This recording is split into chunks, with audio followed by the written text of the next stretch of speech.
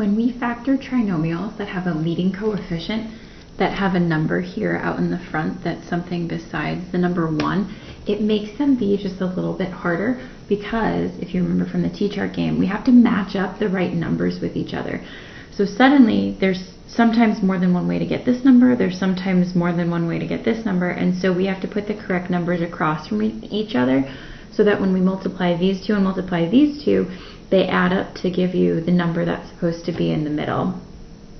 And so while we're doing these today, again, it's really helpful if you pause the video to try to think about what the numbers should be on your own. On this one, there's only one different way to get a 3 and there's only one different way to get a 2, but because there's a 3 on this one, if I had put these numbers in the other order, I wouldn't have gotten -5 when I crisscross multiplied and added them up. I would have gotten -7. So it matters, when there's a number in front, it matters the location of these. And I'll help talk you through that on a couple of the problems that we'll practice today in the notes. Remember from yesterday though, the first thing you want to do when you're looking at them is check and make sure, like I didn't say on this one, check and make sure that there's nothing that you can GCF out. And then once you decide that there's nothing you can GCF out, then the pattern says that you T-chart what's left over. So here's where this comes in. 3x squared, so I know I'm going to have 3x and a 1x, because the only way to get 3 is with 3 and 1. And then over here, I'm also trying to have these two multiply to give me a 3, so I know one of them has to be a 3 and one of them has to be a 1. But I'm going to do it wrong on purpose. If I put the 3 here and the 1 here, look what happens. 3x times 1 gives me 3x, 3x times 1, 3 times x gives me 3x, but 3x plus 3x doesn't give me 10x. And so that's how I know that I must have put these numbers in the wrong spot. Remember, when you're doing this on your own, I recommend using pencil and make sure you have an eraser because you're going to need to erase these a bunch while you're trying to see where the numbers go.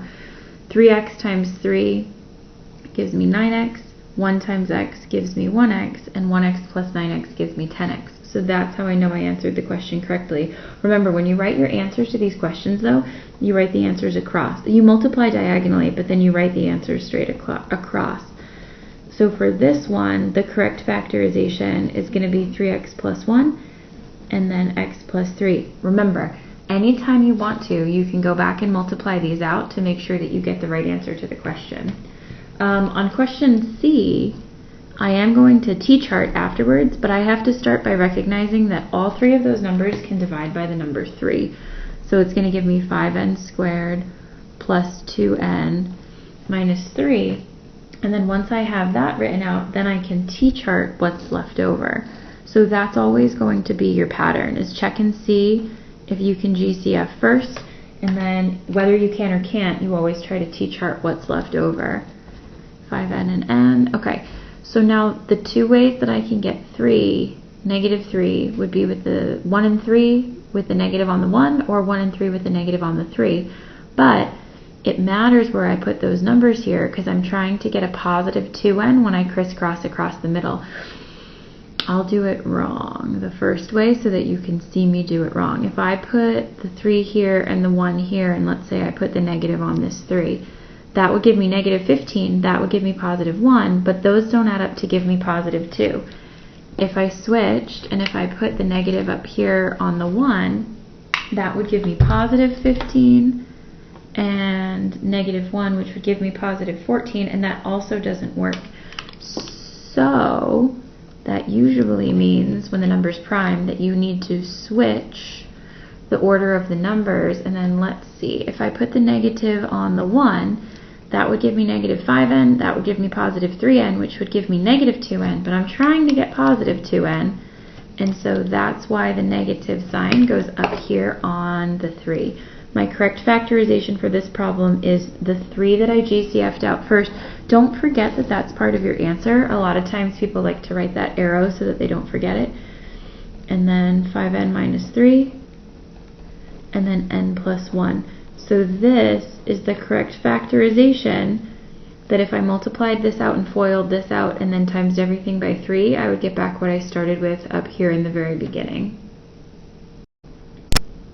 It can be really frustrating to work on one of these for a long time yourself and then ask for help on it and the person helping you, whether it's a teacher or a tutor, says, oh, well, you had to GCF out a 3 first. So just try to get in the habit of looking at the numbers and seeing if there's anything that they all divide by. Notice that on this one, when I get to the T-chart, my T-chart on this one's kind of tricky because, let's see, 4 could be 4 times 1, or it could be 2 times 2, and then 9 could be 9 times 1, or it could be 3 times 3. And so the 9's negative, so that means that they're going to be different signs, and there's lots of possible combinations of where you can put these numbers with each other. So my best advice to you is just to keep trying placements of numbers until you have it work. 4a times 3 is 12a, 3a, negative 3 times a is negative 3a, and so when I add those up, that's the only way this T-chart could work to get the positive 9a that I'm trying to get in the middle. So let's go through the pattern and finish it out on these last two. You tried a hockey stick, but on this one there's nothing to hockey stick out, so that means that you jump right into T-charting. 53, and so a 6 could be a 1 and a 6, or it could be a 2 and a 3, and then a 9 could be a 1 and a 9, or it could be a 3 and a 3. And the 9's negative, and so you just have to try lots of different combinations of numbers. And I promise you that the more you put the numbers down and the more you erase them, the better you'll get at picking the right numbers and knowing where they go. I knew that I needed these to add up to be negative 53. Negative 54x plus 1x gives me negative 53x. I knew that I needed big numbers across from each other because I was trying to get the 53. Why did I know that? Well, that's my job. But it's also because I've been factoring these for a really long time. So when you're doing it in the beginning, when you're learning this for the first time as a new student in algebra, just make sure that you don't get frustrated. Try not to let yourself get frustrated by not being able to pick the numbers out. It gets better, I promise. On this one, I need to GCF out a negative because the leading coefficient's negative, and I need to GCF out a 3 because they can all divide by the number 3. And then remember, the pattern says that you try to T-chart what's left over. Y squared 36 and negative 12y. And so on this one, two numbers that times to give you 36, well, that could be 1 and 36, or it could be 2 and 18, or it could be 3 and 12, or it could be 4 and 9, or it could be 6 and 6. 36 can be tricky. Let me focus this for you. 36 can be tricky because there's a lot of numbers at times to give you 36, but the only two of these that add up to give you negative 12 would be negative 6 and a negative 6. And when you write your answer to this question, don't forget that you're going to have to put the negative 3 out front. So you could write it like this, and that's fine. Or we're going to learn in the notes for 10.6 tomorrow, we're going to learn that you could write it like that. So just so you remember, for right now, both of these are good. And then once we learn the new rules for tomorrow, you'll practice writing it this way. The squared just means there's two of these, and so you can write it like that. When we're filling in the blanks to make the equation true, it's almost nicer than doing a regular factoring because they give you some hints over here about what numbers need to go in what places. So on this one, they said that the 2x would go with the 7, and so I just had to work to figure out what number would go with the 3. On this one, there was a blank out front, so I knew that that meant that I was going to need to GCF something out first, and then remember, you always T-chart what's left over. This said one of my numbers for the 8 was going to be positive 4, and so that's how I figured out that the other number had to be negative 2.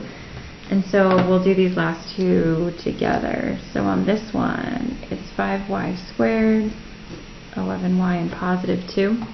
And then they tell me right here that these are both going to have a y, but I already knew that. And then it says that the 1's going to go right here. So let's see, 5y and y. I need these two numbers to multiply to give me 2, but I need them to add up to give me 11 when you crisscross multiply like this. So 5y times 2 is 10y, and then 1 times y is 1y, and that's how you know that 11 is the right answer. So if I were writing out the answer to this question myself, I would write it like this. This would be the answer, but in terms of filling in the blanks for what was missing, let's see, this 5 is missing in front of the y, and then this number that's missing right here would be the number 2. On letter D, remember the new rule says you always have to check to try to see if there's anything you can GCF out first before you start. So for this one, they all divide by 3. And then once you know that they all divide by 3, the rule says that you need to try to t-chart what's left over. You need numbers that times to give you 6.